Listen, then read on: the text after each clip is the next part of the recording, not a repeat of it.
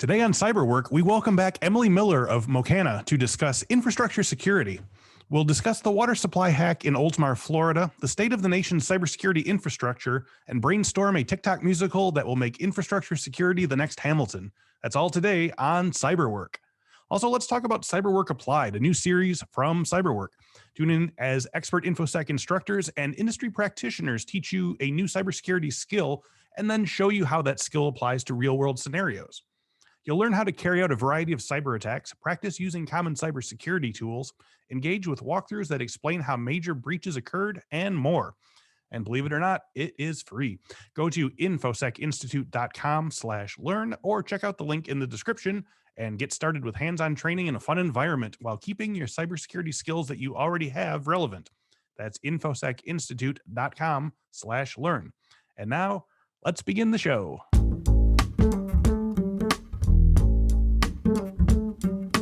Welcome to this week's episode of the Cyberwork with Infosec podcast.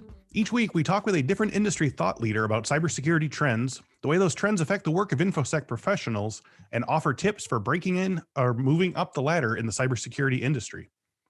Emily Miller is the Vice President of Critical Infrastructure and National Security with Mocana Corporation. Emily has over 15 years of experience protecting our nation's critical infrastructure in both physical and cybersecurity, focusing on control systems, industrial IoT, and other operational technology. Prior to joining Mocana, Emily was a federal employee with the Department of Homeland Security's Industrial Control Systems Cyber Emergency Response Team, or ICS-CERT.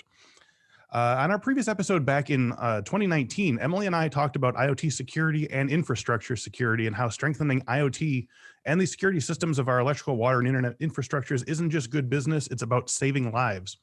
In the last 2 years, these issues have become even more noticeable and pronounced. Earlier this year, hackers were able to break into the network of a water purification system in a small town in Florida. By changing cleaning and purification levels in the town water supply, they could have realistically poisoned the entire town. This isn't a thought experiment anymore or idle postulating. Infrastructure security defense against hackers and cybercrime groups is a literal matter of life and death. Emily and I will be discussing not only how to address the problems we have now, but how the new generation of cybersecurity professionals can lead the charge to reverse a 50-plus year trend of neglect against our country's vital infrastructure, from power grids to roads. Emily, welcome back to Cyberwork.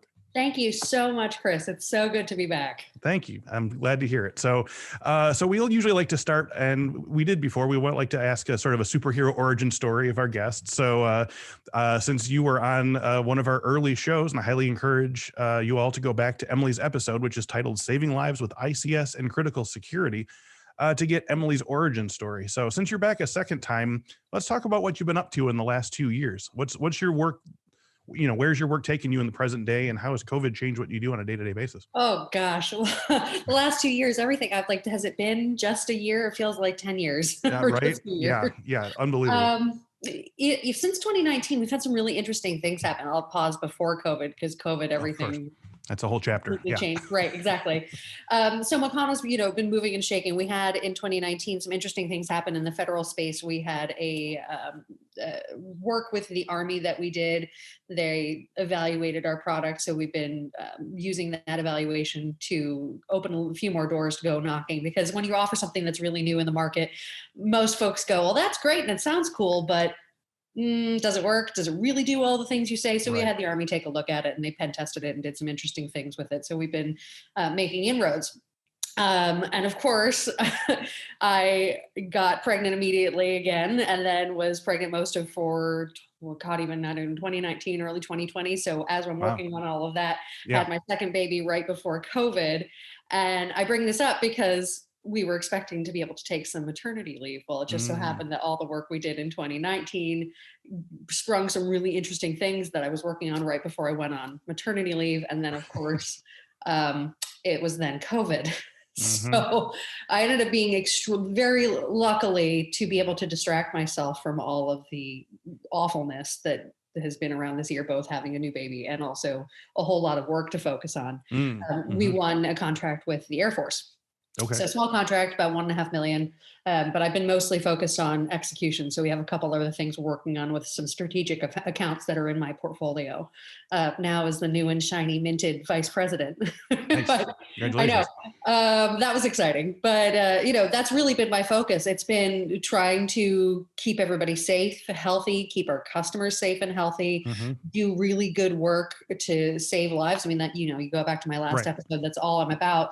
But really the intent of it is even so much more right at your doorstep with COVID. I mean, certainly we're not talking about, cybersecurity for COVID necessarily, but that is infrastructure. That's public health infrastructure. That's all what we're talking about. And it's here. And in my earlier days, I actually worked with the folks in the Obama administration who wrote pandemic guidance for the government. So it was rather shocking as someone who had been part of that apparatus to see what happened when it all actually hit, and then it was just a complete collapse. I think the colloquial is a cluster bus. Oh, that's an excellent substitution. Yes, A cyber work friendly substitution. correct. So can you talk a little bit about, because you said you had this sort of body of work done by 2019, and then it was all just like, a house of cards knocked over by 2020. So what was it that you had finished that you thought was going to stand that got completely reshuffled, with COVID? Like what did you have to start over in doing? It was really the direction of our strategic accounts. We were really lucky. So the commercial side of the business had to pivot a little bit, but that's less of what I'm involved with. We had to do some RIFs, of course, is what happens in COVID. But we were very lucky that we were able actually to expand our commercial business and the things that we had set in motion right before COVID, because it was covering out of government dollars, it was obligated. And so we just began the work and everybody was able to pivot to at home. So although it didn't happen in exactly the same way, the federal strategy has been make the name for Mocana, understand and get some bona fides on the actual product, and then move forward and beginning on, rolling it out with the government. So the contract we have at the Air Force, again, is another proof of concept type of contract. And so that is happening. We had some things that fell through that ended up going through in a different way via the Air Force contract. So we've actually I've been very busy and working. Yeah. And that's, to be very honest, Chris, it's, feel like a little bit survivor's guilt. That my spouse and I have both been employed. We've both had to pivot. I've been working at home for 3 years. My husband has not. Okay. But, then he had to work from home. We had the new baby. We had the older, another toddler. We had 2 under 2 at the time my second was born. And working your butts off. And we were very, very lucky. And I cannot tell you in this environment what that's like to feel like your life is relatively normal while experiencing deaths and close people that I'm close to have passed away. Oh yeah. It's really it's a stunning examination in duality and your ability to compartmentalize, because you've had to do a lot of that. So and if expectation, to be truthful, the expectation that everything is continue on normal and you still have to make money when everything is falling apart has been really challenging. It's really hard to quantify and to put into words, but that is the reality of the situation. Is when you talk about it like it's a normal thing, and some of it was and did feel very normal, but then you pause from writing your documentation or whatever you have to do with your clients, and you look up and it's today 250,000 people are dead. It's just like, oh God.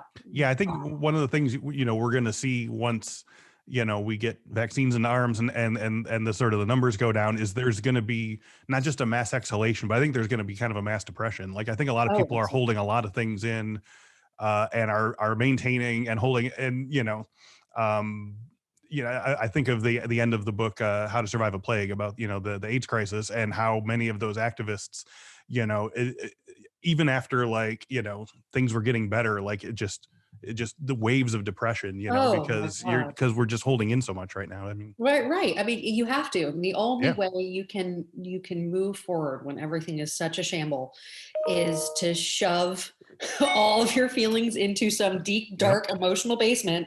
Yep. And Just one foot in front of the other. Right. I dealt with it by baking a lot. I've got the Yeah. COVID-20 that none of my pants fit, but that's okay because who needs anything other than stretchy pants? I've watched a lot of horror movies. Yeah. Right, exactly. I'm going to be feral by the time you make me go back to the office. Yeah. Oh yeah. Yeah. I've gotten real good with the clippers. I haven't seen a hairstylist in quite a while, but I know. that's about So I it. was going to say, I was really surprised that you didn't have hair down to your shoulder. Yeah. Well, I wouldn't say I'm real good. I just say I'm real aggressive. That's about it. Yeah. I got another appointment with myself in the sink this weekend, I think here, but yeah. Oh yeah. We're all in it right now. So, okay. So I want to start, we've got a lot to talk about today, but I want to start with the story from Florida. So just to give our folks a little background, in early February, a hacker accessed a water treatment facility in Oldsmar, Florida. Plant operator watched as his cursor was commandeered and dashed around the screen, opening software functions until it landed on the setting to control the water's level of sodium hydroxide, or lye. The hacker increased the sodium hydroxide level 100-fold, which would have sickened residents and destroyed pipes with its huge rise in the alkali level. So I want to start, because there's going to be a lot of, postmortems and whatever. I want to sort of start with what the plant did right, based on real-time events as they happened and the ability to stop the attack from actually reaching the water supply. What safety measures were effective in preventing a worst-case scenario? So I want to be really clear here that the operator did his job. So there's some interesting things that when I was really digging into the incident a couple times, and I wanted to make sure before we talked today that I had gotten my facts right. And the operator actually saw this actor twice. So once at 8 a.m. and he thought it was his boss because it was somebody just kind of poking around, not doing anything nefarious. Yeah, thought it was like a team viewer kind of situation or something. Right, exactly. I mean, it's remote access. It's what you do. I mean, everybody knows what we're all how doing to do now. that. You see somebody, you call your help desk and they log in, right? So same sort of thing. It just happened to be on a human machine interface to control all the water treatment stuff. But anyway, so then he goes about doing his job, and around 1:30ish, he sees somebody come again, and they said it was about maybe 5 minutes. But the operator's doing his job. He sees this activity, and he goes, "Oh no," stops it. The actor leaves, and then what shows me that they had something right is they had a process in place for escalation. So they immediately started an escalation process to say something bad has happened. They attempted to do something, so they knew to call the sheriffs. They had a process internally for the operator was empowered to make some calls. And I don't know how exactly it escalated, but it did go to the sheriff's office. So that shows me that they had an incident response plan. So that's really, really good. I've done cyber exercises when my previous role in the government, where we would test what we call gray area scenarios, where you might not be sure necessarily something's going on. So just like we said at the 8 a.m. when he saw the cursor moving, not entirely sure. There can be things that happen that may not necessarily be attributable to a cyber incident. This one was fairly evident, like to the point of being comical, that the guy's just right. But that you were able to say, and you were empowered, and the operator knew that the next steps, and that's not for nothing. That is a big deal, particularly when, and we're going to talk a little bit, I think, further about what went wrong and why was it this way. But that is very important. Process and procedure is very important to have. Yes. And being able to have the empowerment. Hold on, I'm going to shut my. Okay. I have my email open, so let me cut that down because I'm getting a bunch. Hey, you got a coupon for a free pizza. Why don't you click that coupon? I know, all the dings. Hang on, guys. Sorry, I apologize. Yeah. You can see that I've become a lot more casual now that we've got Zoom all the time. Okay. Sure. Oh yeah. I've got way too many things open. Living through the webcam here. All right. Sorry, guys. You're going to have cheers to that. You're going to be dealing with all of my email dings. My apologies. Okay. No worries. So let's pivot to that. What went wrong? How was the hacker able to get this far, and what security systems were or weren't in place to prevent such a thing? So I kind of chuckle at the idea of get this far from everything I've seen. And I've seen this in person. I've been to water utilities. I've been to a variety of other utilities where, I mean, the focus is necessarily on operations, making sure that you have clean water, that your waste is treated, that your water is drinkable. That is the most important thing that the water treatment facility can do. Yeah. And in that, you may have, which was the case in Oldsmar, I believe, a completely wide open to the universe network Mm-hmm. that there are no firewalls. There is just direct access. So getting this far, it's not, you think of the Purdue model, if your listeners are familiar, where you start up here and you go down and there may be a DMZ and then there's some additional controls. And so you Okay. really have to, be very sophisticated to work your way down. This appears not to have been the case, that this was just something that a relatively unsophisticated actor was able to access. Wow. And you can go on Shodan and find internet accessible control systems quite easily. Mm-hmm. There's lots of them. Oof. And that's has been and always will be terrifying, but it's just the reality of the way we live. Right. So, to the question of like, why weren't the security systems in place? There's a lot of reasons. I mean, again, they're focused on doing their job. And when you're setting up as a small municipal utility, I believe Oldmar services 15, definitely under 20,000 folks. Mm-hmm. So that's not a big utility. I would say a mid-sized utility, I think, is around 250 to 300,000 people. So this is a small municipal utility, owned or operated, that the town has to make decisions about cost and spending. Right. And when you're going to make decisions, what's the most important thing? And the most important thing is doing your job and making sure that the water. Yeah. Safe. Yep. Mm-hmm. So yeah, I'm sorry, go ahead. No. I am a prolific talker, so please cut me off. Okay. So yeah, I think we sort of already talked a little bit about this, but with the postmortems that are being written about the safety setup in here, and you said, there's tons of these on Shodan and stuff, but like how commonplace do you think the lax security system like we saw here is among other water plants or other types of critical infrastructure? Oh, so common. So common. Yeah. I think, and again, it really depends. The facilities and the operators themselves. And again, I want to point out to Oldmar obviously had done some thinking about this because they had an incident response plan in place, or it seems that they did. There were protocol and procedures that they had for operator. You are empowered to take this escalating and call the sheriff's office. There are a lot of folks who don't even know what to do, or they get stuck at a bureaucrat who says, ooh, don't call. Yeah. We'll just keep this. Or, I hope this will just be fine. Yeah. Right. Exactly. Or we'll just deal with it. Yeah. So I've lost the thread of conversation. Okay. So basically just the scope and the scale of right. So unsafe systems like these. It is widespread, not just in municipal utilities. I think if you're big funded like oil and natural gas, you probably have a bit more wherewithal to create processes and procedures, but we're talking water, hospital systems, electrical utilities. I mean, these are known issues because most of these facilities were built 30 plus years ago. So, and even with the new ones, you have an opportunity to re-architect, but it's all limited based on your money. So you have facilities that are built 30 plus years ago where technology is introduced, particularly in utilities where it was analog. There are still analog systems. And then you have to move that to somehow integrated systems. So you have an HMI working with SCADA to be able to see what's actually happening, which is really cool. And exceptionally helpful to the operators, but all the protection pieces. And then you have to think about the architecture of the network. When you're focused on operations and you're not a control systems, not a computer science networking, whiz, what do you necessarily focus on? You focus on making sure things work. Right. And that is pervasive. I mean, pick your poison on infrastructure. And, hospital systems, we've talked previously, I've talked about hospitals, food and agriculture, same sort of thing, systems that were never intended or suspected when they were deployed that they were going to be connected as to the internet even being a concept, or that anybody would be interested in using those systems to kill people, which I think still goes over people's heads. Like this guy was probably just, somebody poking around, but you don't go in and go for, let's change the lie levels unless you at least have some sort of nefarious intent.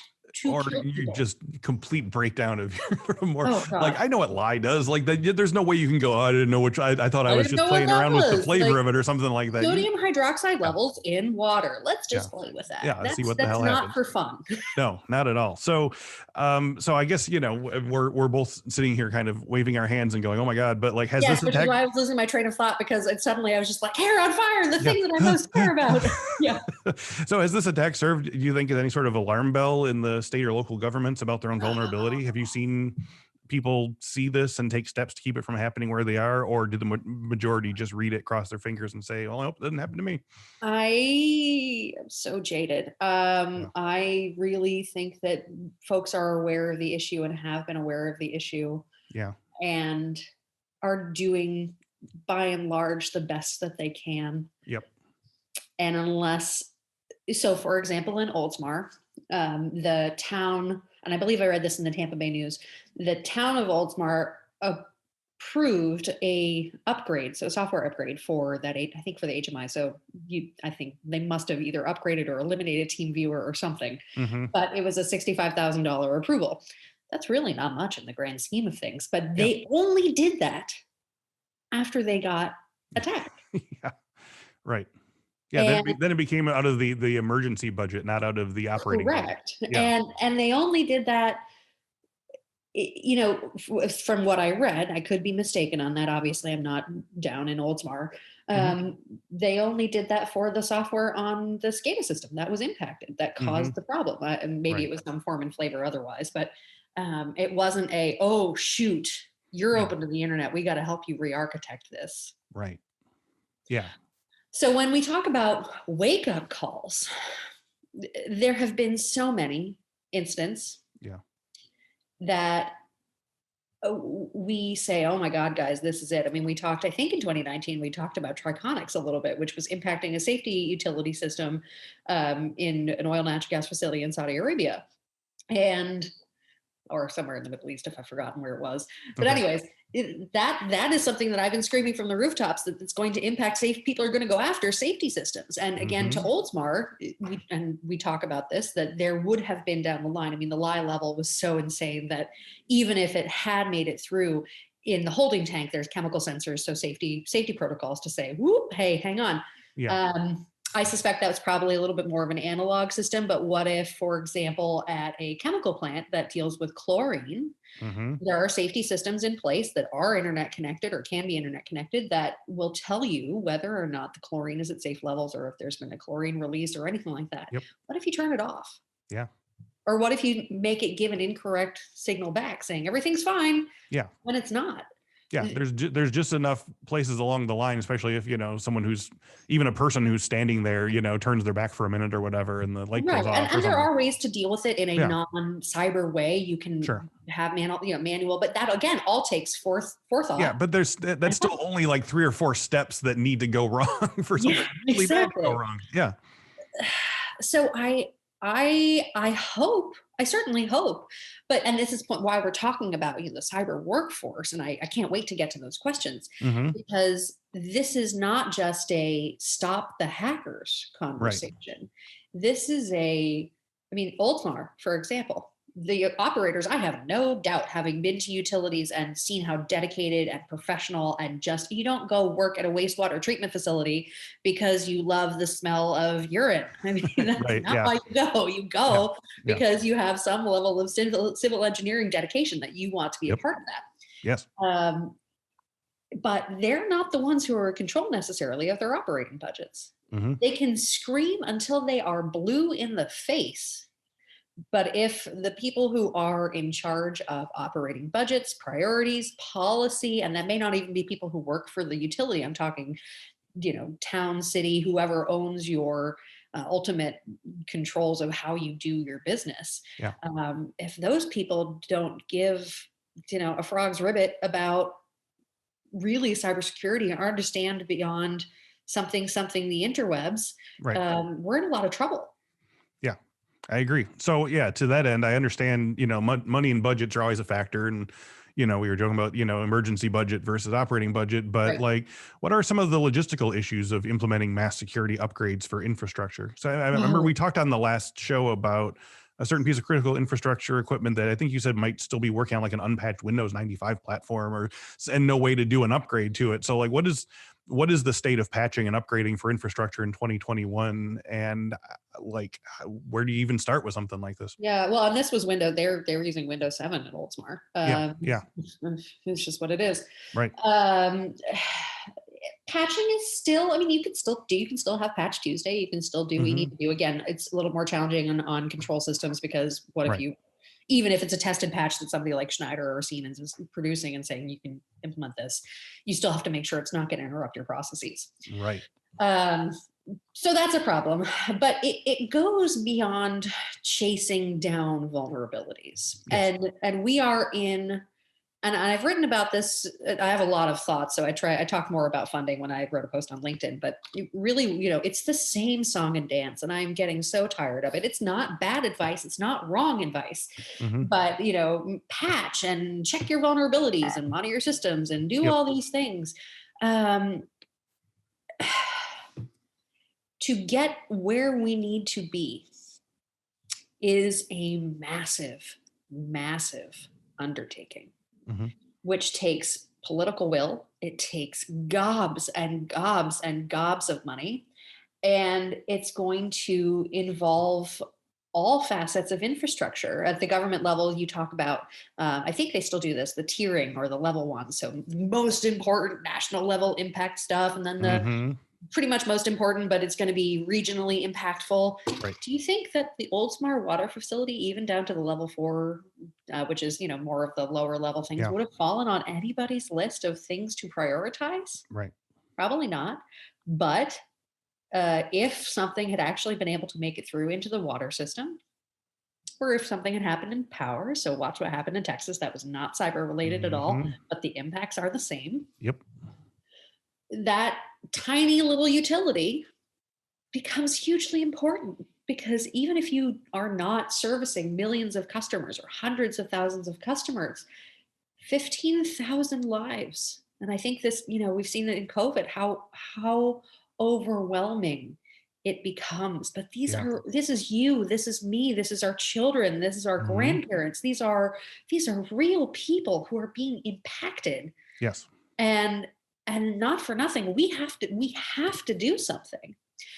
And I think if you start by taking the elephant at the big thing, there are big things that need to happen that the government needs to be involved in, but there also have to be small things that happen on a micro level, which again, when we're talking about, what does a cyber workforce do?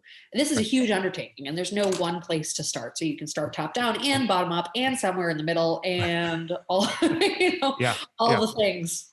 I take the approach of just standing on my roof and screaming into the ether. That is every action is a positive action. So. Exactly. Let's work backwards from the place of an ideal solution. So we're never going to get exactly everything we want at the speed we want, but let's reverse engineer from the best case scenario. So fast forward a year, 2, 10, whatever, and boom, somehow the country's critical infrastructure security is the envy of the world. It's as impenetrable as can possibly be against foreign agents and cybercrime groups. So how did we get to this point? What massive changes happened to get us to where we are now with regards to resources, spending, human collaboration? Well, so I'm going to start with where I focus right now, and then I'll kind of branch out from there. I've talked a lot about, re-architecting networks. And again, that's important. That will come into the conversation, but I'm a device gal. Okay. I'm all about protection of devices. Yep. And, the Oldsmar utility wasn't really about that. It was about TeamViewer and remote access and that sort of thing. But what brought me to Mocana is the idea, and this is, again, the hypothetical, we probably won't ever get there state, but what brought me to Mocana is helping device vendors build solutions that are inherently secure. So conforming to IEC 62443 standards, which is a big old standard. I've only read parts of it. It's pay to play, but I'm involved in some of the working groups. I really like it. And what it does is help get the devices themselves to a point that the devices themselves, irrespective of what's going on in the network, can be self-defending, self-protecting, and trustworthy. So we talk about, and this is not just Mocana, this is what Mocana does, but this is not just Mocana. Siemens, Schneider, all of the ABB, all of the big vendors, this is what we should be driving forward. So to get to that big vision that you just described, I 1000% think that we need to make secure by design operational technology. Right now, it's insecure by design for a variety of reasons. Again, not because the device vendors don't want to. But what you need to have is, we talk about zero trust architectures in networking. Don't trust a user. Assume that everything is compromised. The user has to validate at every single opportunity. What about devices doing the same thing? That device needs to authenticate that it is an untampered, trustworthy, that is device to say it is, it has not been impacted from boot through its entire life cycle. And that is what the IEC 62443 standards do. And then you merge that with the networking solution so that you can have data from that device about its security posture going and being fed into an AI or ML engine. So you do the same sort of monitoring and analytics, but on the device, not just on the data that may come from the device that may already be compromised once it hits the network. So that I think is exceptionally important because theoretically, now again, we're going to pretend, right? Mm-hmm. But if you have, and I joined Mocana specifically for this, I was thinking about water utilities because I've been to water utilities and they have, a lot of them will just have flat, wide open architectures.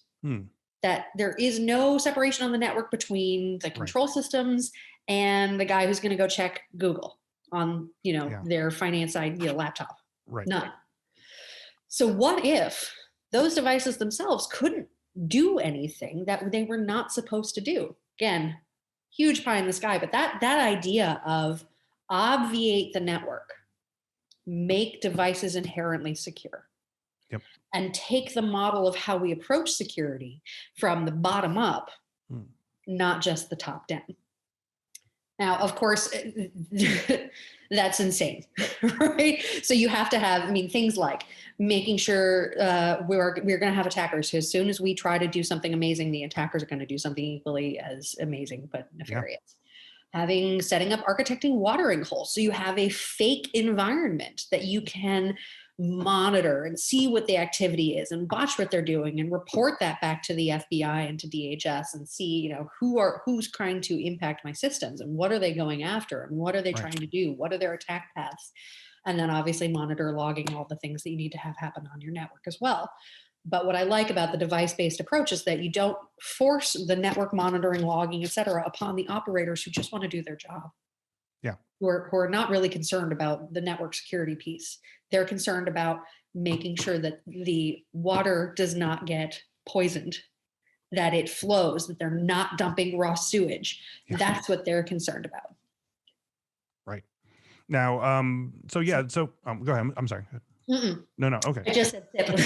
Okay. So, I think it's time where we sort of open up the field here a little bit. Obviously, the case of the water plant in Oldsmar is not an outlier, and a lot of people have been whistling past this graveyard for decades now. Our country's infrastructure, I don't feel like I'm being that controversial by saying it's mercilessly worn out, and not just in security, but things like roads. There's bridges collapsing, fears about dam ruptures, 100-year-old lead pipes and water systems, badly maintained highways. So there's a lot of work to be done. But I want to start this large conversation with security. So I think that addressing these issues starts with acknowledging that they're real. And apart from our pie in the sky example above, talk to me about realistic work to be done to improve not just the security of our infrastructure, but sort of the expansion of the cybersecurity industry, and what would need to happen to address this uptick in work needed to provide our nation's infrastructure with enough workers to address everything. Yeah, absolutely. So I touched on it a little bit earlier that when we're talking about cybersecurity and what we need in a cybersecurity workforce, a lot of folks go right to the traditional, we need the computer scientists and we need all of the traditional skill sets. Yeah, absolutely, we do. You also need to have the operational technology piece if we're talking specifically about infrastructure.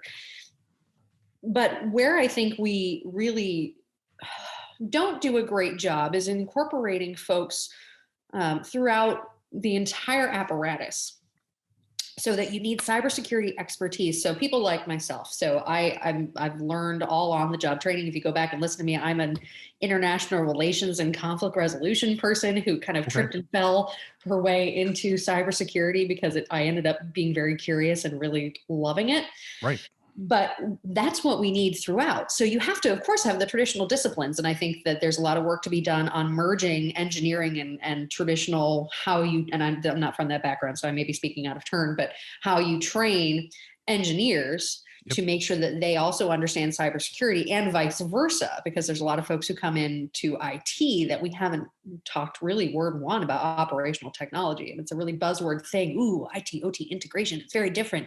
It's, availability, integrity, and confidentiality instead of confidentiality first. Right. Cool. That is like the most baseline information that you could ever have. How does it actually work? I don't know. If you sat me in front and down of a PLC, I'd kind of take a pokey stick and stab at it a little bit, but that's about Yeah. it. Yeah. But if you're actually dealing with, hey, the people who are going to be in charge of operational technology security are also the ones that we're hiring to run our network security. Those folks who are doing operational technology really need to understand what the heck is happening. And particularly when you get down to electric, where it is, if you're an electrical engineer, God bless, Yeah. that's amazing. Mm-hmm. I can guarantee you most of us don't understand that and how that works and how we need to help you protect that. And then from people like me, we have to understand cybersecurity. You have to have folks at the policy decision-making levels who Right. are, not just in your legislative bodies, because we can start with folks, in the House and Senate who are becoming a little bit more cyber savvy, but I mean really down at the local level. So the commissioners, the county commissioners, anybody who may be taking cybersecurity, who you would need to have understand why this is so important, Yeah. who are making the decisions about your budgets, who are making the decisions about policy, who are setting that at the local and state levels. That is massively important. Right. And I think we do a disservice when we don't hype up blue team. So Yeah. all Yeah. the policy piece, and we focus on the Right. red team because it's super sexy and you get to hack and do all these Oh things. yeah. Chris Roberts, who is a hacker, he's great. A little controversial, but he's on LinkedIn. He posted something that said, "We have enough people breaking stuff. Stuff is broken enough. Yes. Oh yeah. Everywhere you look. We need people to help fix it." Mm-hmm. And that's blue team. Right. That's people just, even if your job is a defender to help architect systems, all the way to people like me who are policymakers who really get it and can talk tech, Yep. and then are going to take that knowledge and carry it forward and go, all right, I'm going to make sure that when I write this policy, that I am doing something that works, that I am funding it appropriately, that I'm writing the money, that I'm listening to the people who do this on a day-to-day basis, Mm-hmm. and making sure that they're getting what they need. When we don't include that in our body of, this is the universe of cybersecurity that you can walk into, Mm-hmm. we do a huge disservice to anybody in the community who's going to be fascinated by this type of topic Yeah. and want to come in and do good, but maybe they think, oh shoot, I've got to learn Python. Ugh. Right. Yeah. Yeah. Or think that, I don't know why this came through my head, but I think about like nuclear plants in the 70s and the sort of notion of like, well, these could be like military targets, or, they could be, I think if you have that sort of front of mind for people that, this is like real, like actionable stuff that I have to, learn to defend. Like, I don't want to say, the cliche of making it sexy or whatever, but like, like that level of defense like has been exciting to people in the past, I think, but especially from like a physical defense system. So I think if you can sort of incorporate the sort of cyber element of that, then you might have more people thinking in those terms. Absolutely. Yeah. And being curious. Another person I follow on LinkedIn, she just moved to Proofpoint. She was at Dragos. Her name's Selena Larson. Okay. She was a journalist working for CNN. And I remember when she moved to Dragos, because it was a big hire for Dragos, because they were working on, they needed people who could actually write compelling incident reports. And they brought in Selena. And Selena has become to everything that I've been able to see from her work, a fabulous incident responder and understanding how to ask questions. And she wrote this great piece that I just read yesterday and was thinking very much about our conversation today about what journalism has to do with cyber incident response. And the biggest thing that, and this really rang true to me because the same thing happened for me, a totally different background, different experience, different work flow in what we're doing, but being curious, asking questions, not following the traditional, and I know this from my educational experience and what I was taught, this is the body of knowledge and the way that you do these things. This is the process. So this is how you approach it, which is true. But you also need to be able to take ideas from other areas and say, well, what about this? Have you thought about that? Gee, that sounds a lot like XYZ over here. And that's exactly what Selena was talking about. And so what she found, I'm extrapolating here because I watched her looking at her experience. She went from being a journalist just broadly to doing stuff on cyber incidents. And then it seems that she found a bit of a passion there and wanted to learn more and do more and followed that. And the same thing for me. I really want to do good. I thought it was going to be doing good through foreign policy because it's all social justice work. And then I fell into infrastructure. I'm a gigantic nerd and like, ooh, look at the turd tumbler at the water utility. That's amazing. Oh, yeah. As you hold your nose and watch it go. But it is it's so It cool. is, yeah. But how, and then realizing, oh, that's going to happen. Oh, wait, that's going to happen too. Mm-hmm. How easy is it for happen? Oh God, I got to do something about this. This is not good. Yeah. And following that, and anybody can do that. Anyone can. Right. And in any, coming from any industry, if you go, damn, I am really curious about that. I want to know more. Mm-hmm. Whether you're coming from a traditional educational path or you've done something else and you have led yourself down to cybersecurity in some form or fashion, Yeah. follow it and do it.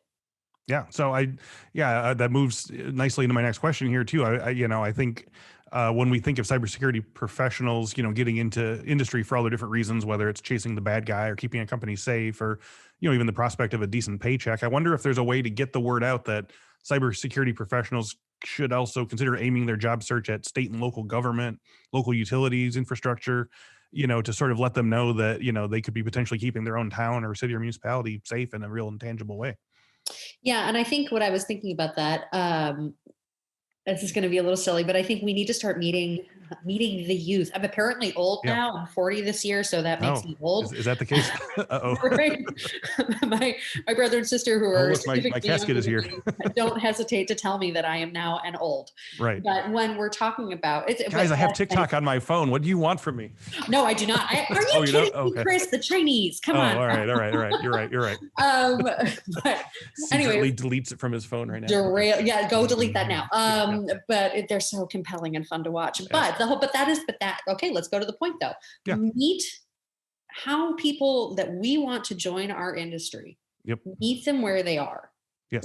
Talk about, and again, this all comes back to funding because you can't do any of this without funding. But when we talk about funding, it can't just be, it necessarily has to be about infrastructure upgrades, paying people, all the things that have to happen. But if you want to excite and get folks into a area that may not pay as well, that doesn't seem as sexy, you have to meet them where they are. I think there needs to be, instead of just traditional job fairs, needs to be something really cool done on social media to get people engaged and say, this is what this is. And even if it was I don't know, if the government was going to do some sort of like statewide campaign on social media, it might be a little cringy, but it would meet people where they are. And I think of, we talked about, I was way back in the day involved in the pandemic planning. CDC wrote a graphic novel about zombies. Oh yeah. To prepare people for pandemic. And it's totally relevant today. Yeah. And it was when The Walking Dead was on and it was, people laugh. And I say, well, it was, they paid a graphic artist or graphic artist to build this awesome pamphlet that is the same preparatory activities that you take for a zombie apocalypse that you do for a pandemic. And something to that effect where you're really talking in the same language that the people you want to come in. I thought Parks and Rec was a great thing to have on because it's about, the local municipality and the town and all the things that you have to do. Yeah. It breaks it down that way. Yeah. Right. And if instead of a staid job fair, like who prints out a resume and takes it to a job fair, right? Like I don't think I've done that since I was 16, way in the early aughts. But or even before that, I guess the 1990s. So you have to take the youth, how they ingest information, what's going to be cool for them, and think beyond red teaming. So you can talk about like, I don't know how to make cyber policy cool, but cyber policy is cool, right? Yeah, do I do a Fosse dance? Maybe somebody call me if you want me to do that. Happy to. Whatever it takes. Whatever it takes. Black turtleneck, black pants, and a top hat. Right. Cyber. Yes. So I hate to say this, I think we're about to get the most work from homey thing ever. I just got a notice on my phone that my smoke detector might be doing a quick test. Oh no! Well, that's okay. You can have the smoke detector going off. I'll get the email dings. It'll be fabulous. Yeah, all right. Yeah, it's all symphony in here. So I guess so let's assume that we actually have cybersecurity students and aspirants and novice professionals that are interested in steering their skill set towards the goal of protecting infrastructure. We've brought them in. We've done Parks and Rec the musical or something like that, and like what are some skills that they should be learning or tasks that they should be accomplishing to show that they have what it takes to do this kind of work? Well, it really depends on where you want to go. There are some certs that particularly I'll say for like the DoD, having something like Security Plus, that's not the high level thing you need to meet. That's very much a gateway thing. But that I took that when I was first moving into cyber, has helped me infinitely. Yeah. Not necessarily, taking the cert out and saying, look, I have security plus, but actually going through that level of education as someone who was decently familiar but didn't really understand PKI and all the basic fundamentals that you need to Right. know to get your security plus certification. Something like that is really important, particularly Okay. when you have quals that are a little bit more formal. The DoD asks for it a lot. SANS has some great training. It's really expensive, but the fantastic training. I've taken a bunch of classes with them. If you're looking at operational technology, my old office, ICS-CERT, has free training. So, credentializing yourself is number one. Also, depending on what you want to get into, building your own lab. So if you are interested in more, how do I do things? So you can say, I'm doing whatever job I'm doing right now, but at home, I spend some of my free time building and architecting and doing these type of things. So again, about the bona fides. So even if you don't necessarily have the traditional quals and skill set, and again, some jobs you have to have the traditional quals and skill set, but if you don't, are moving into something that's a little bit more flexible, like not nuclear power, then you can bring some of this at home, skills learning that you've picked out. Okay. And then I think the next big thing is being curious. Something that helped me in learning. I mean, again, coming from foreign policy, conflict resolution, moving as a contractor and into a job about, at the time it was physical security before I moved into cyber, I knew nothing about nothing. So I just asked a lot of questions. I connected with people and I said, hey, that thing you're talking about sounds really interesting. I actually don't know what you're talking about. Can you, can you tell me more about that? And I'll give you an example. Former colleague, he's now deceased. His name is Al Cook. Al worked as a medical device materials manager at a hospital system. And he would talk about the importance of on-time delivery and all these things. I had no earthly idea what he was talking about. My job at the time was just a secretariat. I was taking notes. And so one day I called him and I said, look, Al, this sounds really interesting. I don't know what you mean. And he spent 2 hours of his time talking to me, just educating me about what materials management is, why it's important to infrastructure, what it means to the hospital system, what happens if all these things start happening. And I can't even tell you what that meant to me. And because it led me down, first it gave me confidence to ask more people. Most of them were extraordinarily generous with their time. Very few slammed a door in my face. And be curious. And that genuine, authentic curiosity is going to help you. And most people who are dedicated and passionate about their job and their field are going to see that passion in you, and they want to share that with you. Just like I'm doing here today, Chris. We want to share the things that we're passionate about. We want to inspire that same passion in anybody who comes to us and say, hey, Emily, that's really interesting. Can you tell me more? Absolutely. I will talk your ear off. Yeah. Especially if you've spent a long time learning a thing, it's always super fun. Oh my God. Yeah, absolutely. How much time do you have? Yeah.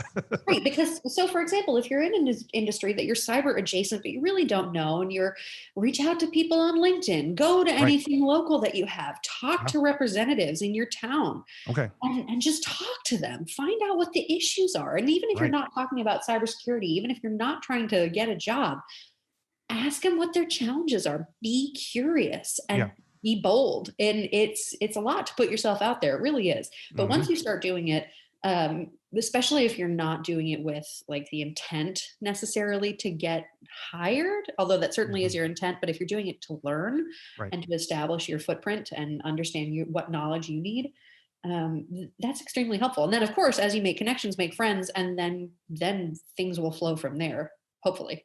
Yeah. I love it.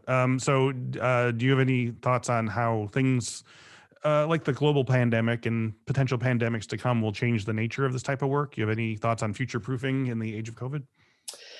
Oh boy, this was the tough one in the questions. We know for a fact that how we work is going to change. So what's interesting in the age of COVID is that this thing that we've been talking about in terms of digital revolution, which has already been here, it is smacking us in the face with a cold dead fish. Yeah. It is Yeah. here. It is saying you are not ready very clearly, but you've got to do it.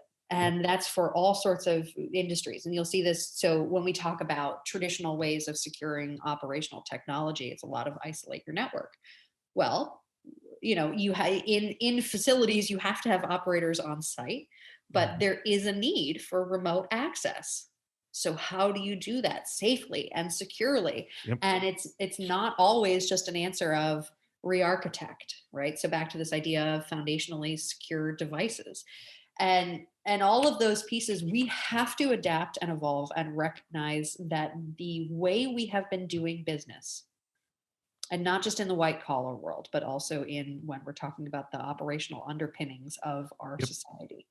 The way we have just been like, well, it's fine. It won't Yeah. happen. Yeah. I mean, Texas, this is not Knock on cyber wood. related at Yeah, all. right, right. 2011, they had a huge thing. The ERCOT guys were like, whoa, hey, we need X, Y, and Z. We need you to raise rates by 0.02 cents per 24 kilowatt hours. Yep. And the Public Utility Commission said, no, because no. Yeah. That's the way of doing business, because it's probably not going to happen again. No. I worry, and I don't really want to get into Texas, it's not my area of expertise, but that same sort of attitude of, well, security by obscurity, or it's probably not going to happen, or, it's the risk of it happening is, I'm just going to say that I'm not going to spend the money right now because, it's probably not going to happen, but when it does, and it will, right. all hazards. May not be a cyber thing. Yeah. It could be something else, but these impacts are the same. And if you don't want the impact to happen, address the things that can cause the impact. Yeah. Yeah. It is. I mean, it's going to take, not only just a massive, push of new people and new thinking and stuff. It's just going to require entire sea change of like the way we think about our utilities. Right. And you can't wait for the omnibus infrastructure package Right. to make its way out of big F federal government, right? Yes, that needs to happen. Absolutely. Yeah. Like we can still, like, we can put that on the horizon. We can advocate. We can talk to our representatives about that. But that is, holy heck, that's but you can't not do anything until that comes along. Right. And so you have to be able to take the things that you can do. And even when, okay, so I talk a lot about, let's get government involved to bring in budgets, even small things. So if you're a water utility and there ain't nothing coming and there are all sorts of things that we have to be able to say, look, normally we know we want to do the right thing. Normally there may not be resources, there may not be time, but we need to sit down and actually dedicate the time, right? And that is prioritization. And that's tricky to do when you're under-resourced and you don't really have capacity. But this is the type of how do we think creatively? And then on the policymaker side and the people who are involving on the bureaucracy, how do we help them? How do we help them? Because again, if you're a town member living in the area that's going to be impacted by these utilities, I mean, pick your poison of utilities: electric, power, water, the whole thing. Electric and power is redundant, but you know what I mean. The Yes, yeah. The redundant office of redundancy. Yeah. These all impact us. This is very real stuff. This is not just, on the interweb somewhere that's never going to impact me. It's going to impact you. Yes. A lot. Right.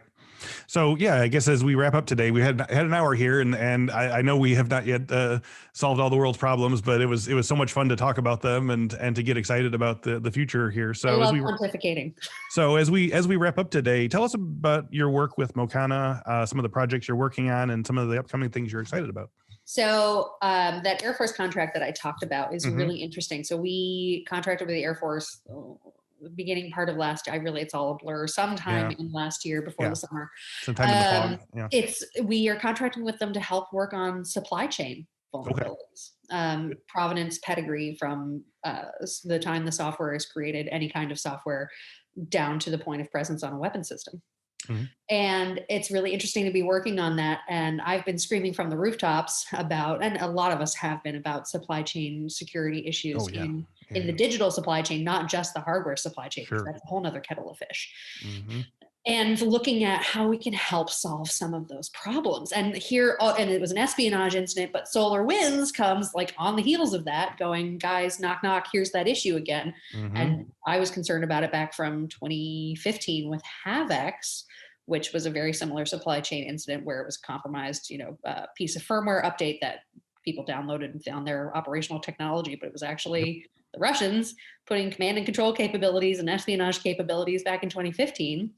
And we're looking on how do we help contribute to solve that problem. We're not solve all pieces of the problem, because Mocana is not malware detection, but supply chain provenance, pedigree, and up to the point of presence. And this is a huge deal for weapon systems. And so that's really what I've been working on, what I'm really excited by. I'm hoping we can transition that into a further follow-on contract. Again, we're in point of the word is proof of concept. Thank you. It disappeared on me. It You happens. just see the Yeah. bats start to fly in my Oh, brain yeah. for a minute. Yeah. But that is something that I'm extremely passionate about. And, Mhm. looking at what tangible impact can we make? Yes. And whether you are on site as an operator, whether you're working in network management, whether you're a vendor, whether you're like me and you're trying to sell stuff. Yeah, I'm trying to sell stuff, but I'm really trying to make a difference. That's my big modus operandi, is to help all of us be more safe and be more Mhm. secure, and to stop people from dying unnecessarily. Um, as you reflect on the last year, that mission is so vitally important. And I think we forget about what this is really all about. And yes, there is, we want to sell stuff and we want to do our jobs and make money and support our lives. But what we are in service of is a mission that matters, and a mission that keeps our way of life going. And we've seen what happens when it breaks down. Yeah. And I want to help fix it. Graphically. So yeah, I mean, I feel like all of our listeners right now are waving their hands in the air, and they want to join in. So if our listeners want to know more about you, Emily Miller or Mocana, where can they go online to find out? So obviously you can go to mocana.com, but my personal presence on the web is on LinkedIn, Mm-hmm. Emily S. Miller. I'm a former Fed, so I tend to do a lot more lurking than I do posting. Okay. But when I do post, it's kind of fun and interesting. And then also my Twitter handle is @IndeedEmily. So again, a lot more lurking than posting, just as my former nature of a don't say anything publicly Fed. Right. But now that I'm further away from that, I tend to do a little bit more. So I'd love to connect with you. Come talk Wonderful. to me if you are interested, if you are curious. Let's talk. I would love to share and talk more and, help where I can. Emily, thanks so much for all your great insights today. It was really great to catch up with you. Good. I'm so glad. And, for all your listeners, I apologize where you get to see my COVID shattered brains. We're all in the same boat here. Hamster wheel running on 12 different cylinders, trying to keep all the lights on at the same time. Sometimes they flicker. Oh yeah. Just one bare bulb in the middle of a bare room sometimes. You're like, oh, there it is again. Exactly. Yeah. So thank you again. And thank you, as always, for everyone who listens and watches each week. New episodes of the Cyberwork podcast are available every Monday at 1 p.m. Central, both on video at our YouTube page and on audio wherever fine podcasts are downloaded. And also don't forget to check out our hands-on training series, Cyberwork Applied. Tune in as expert InfoSec instructors teach you a new cybersecurity skill and show you how that skill applies to real-world scenario. Go to infosecinstitute.com/learn to stay up to date on all things cyberwork. Thank you once again to Emily Miller, and thank you all for watching and listening. We'll speak to you next week.